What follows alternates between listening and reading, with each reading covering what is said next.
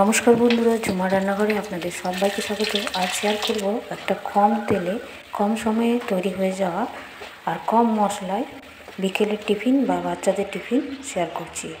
তো এর জন্য প্রথমে কড়াইয়ে 1 কাপ জল গরম হতে দিলাম, দিয়ে দিলাম সামান্য নুন, চিলি ফ্লেক্স, গোটা জিরে, সামান্য হলুদ, আর দিচ্ছি এখানে কসুরি মেথি বা ধনে পাতা নেওয়া যাবে। আর এখানে যে যতটা জল নিলাম 1 কাপ আর 3/4 কাপ সুজি নিলাম। আর 5 থেকে 10 সেকেন্ডের মধ্যে এই জলটা শুকিয়ে যাবে। তারপর ফ্লেমটা অফ করে দেবো।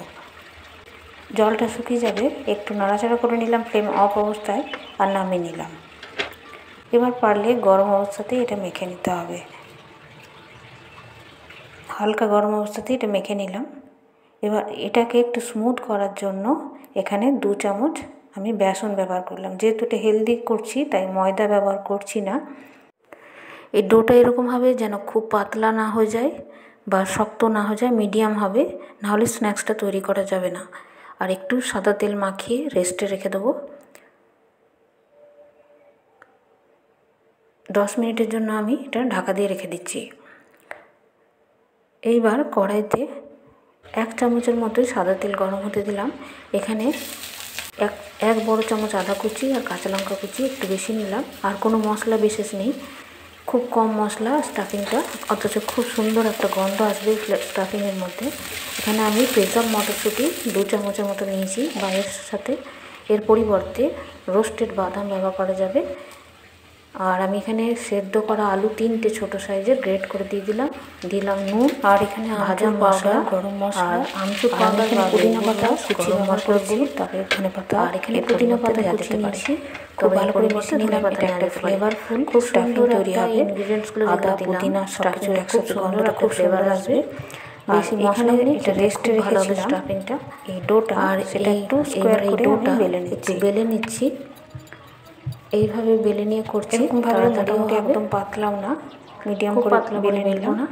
আর এইভাবে ছুরির সাহায্যে পিস পিস করে নিচ্ছি। তো তাহলে খুব তাড়াতাড়িটা আপনাদের যদি ভালো লেগে থাকে প্লিজ স্ন্যাক্সটা তৈরি করছি সেটা তৈরি করা যাবে। কারণ আমি প্রতিদিন তেল মাখিয়ে নতুন ভিডিও দেওয়ার চেষ্টা করে থাকি।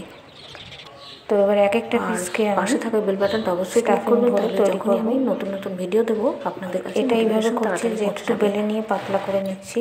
তো এবার একটা পিসকে একটু বেলে ব্রেড রোল, আর এর মধ্যে স্টাফিংটা ভরে চারদিকটা ভালো করে সিল, মাঝে স্টাফিংটা ভরে আমরা যেভাবে ব্রেড রোল বানিয়ে থাকি অনেকটা সেরকম ভালো করে সিল করে দিলাম।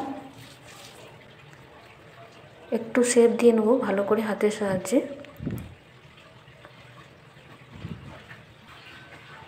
আর আমি এটা কম তেলেই উল্টে পাল্টে ভেজে নেব।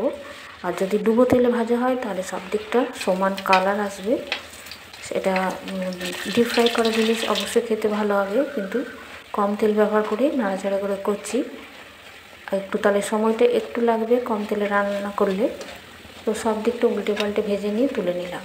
তো বিকেলে চায়ের সাথে বা বাচ্চাদের টিফিনের জন্য এই হেলদি রেসিপিটা অবশ্যই বাড়িতে বানাবেন। ভালো লাগলে কমেন্ট বক্সে লিখে জানাবেন কেমন হয়েছে।